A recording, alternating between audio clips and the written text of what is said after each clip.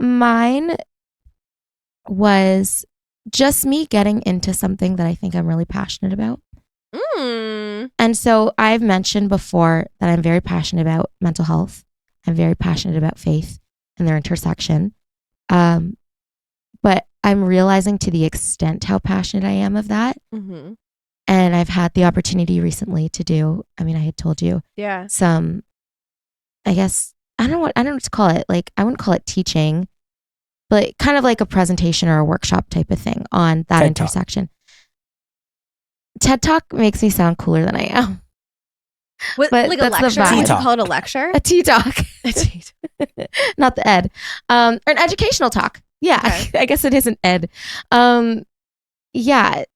And it was again on that intersection between mental health and faith. And being able to go do that in a church, I started off being really, really worried. And I've done this before.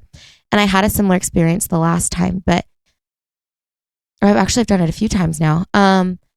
Where I go in feeling very worried about what I have to say and thinking that it's not really going to be appreciated and that I'm going to be telling people things they already know.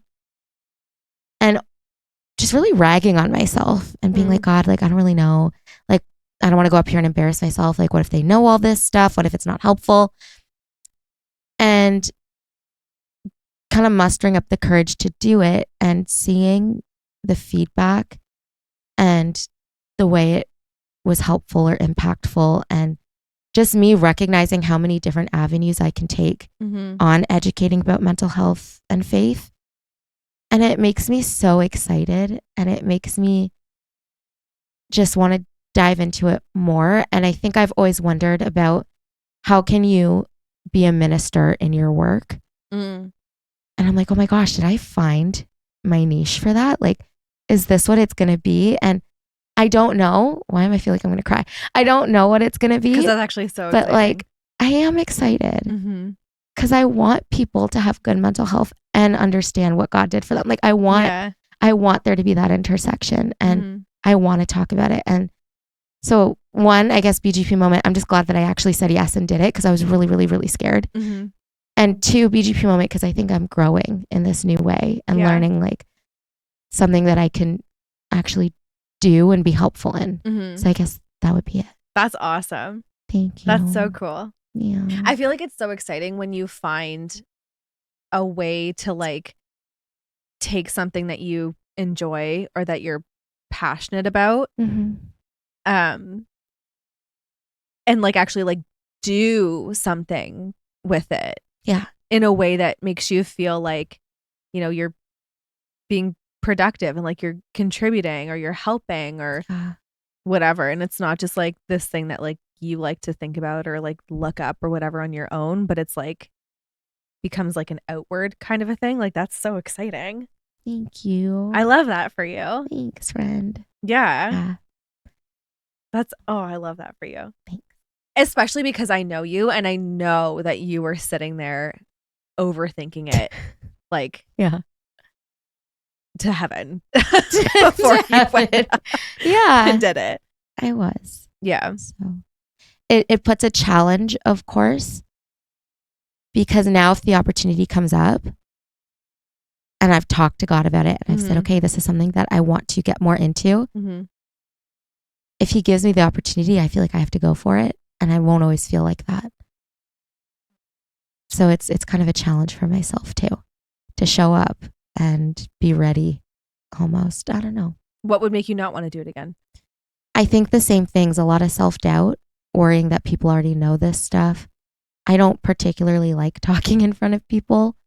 So there's that piece where it's just, it can be very overwhelming. And the introversion also doesn't help with that. I find that I end up being like, oh my gosh, after, but I think at the heart of it, it's worrying that what I have to say, or even me myself, isn't valuable enough. Interesting. Interesting. But like based on the feedback that you got, obviously it was valuable. Proved that wasn't true, right? Yeah. Yeah. And I think it's interesting too, because I think we all know that like you can be told something like once or twice or 3 times or whatever. Mhm. But if like that's an area that you're, struggling in, for example, then like you need to be reassured Right. of things more than once. Or, if you're struggling with like learning something, sometimes you need things explained to you Mhm. more than once. And so if somebody is showing up to a talk that you're giving on that particular topic, they're there for a reason. And so because of that, what you have to say is going to hit, because like that's literally what they're there for. Yeah. When you put it like that, honestly, that rings very true. Hmm. But it's so easy to get, and this is the thing, it's so easy to get caught up in yourself Yeah.